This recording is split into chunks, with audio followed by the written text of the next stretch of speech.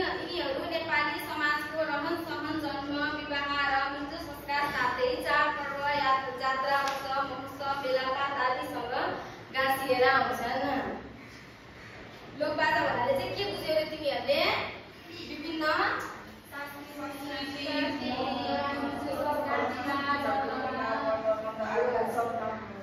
विभिन्न उत्सवहरूमा बोलाइने बाजाहरूले नेपाली लोकबाजा नेपाली समाजको मौलिक सभ्यता र संस्कृतिको संरक्षण गर्ने मौलिक पहिचान समेत हुन्। नेपाली समाज सांस्कृतिक र जातीय विविधताले युक्त छ। नेपाली समाज चाहिँ के युक्त छ रे? नेपाली समाज संस्कृति जातिले युक्त छ। सबैजना ध्यान दिएर सुन्नुस् है। यहाँका जात जातिले विभिन्न पर्व र संस्कारको अवसरमा बजाउने बाजामा पनि त्यस्तै विविधता पाइन्छ।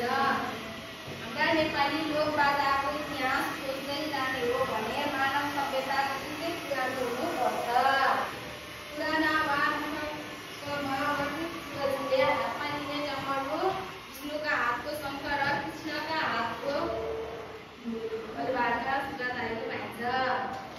ल तिमीहरूलाई यति पढ्दाखेरि कुन शब्द गाह्रो लाग्यो सबैजनाले भन्नुहोस् त। म यहाँ ब्ल्याकबोर्डमा लेखेर तिमीहरूलाई बुझाइदिन्छु। केन्द्र विशेष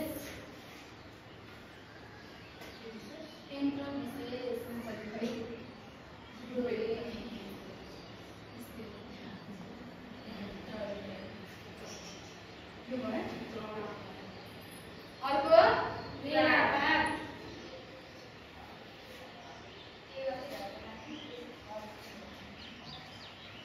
रमण सभा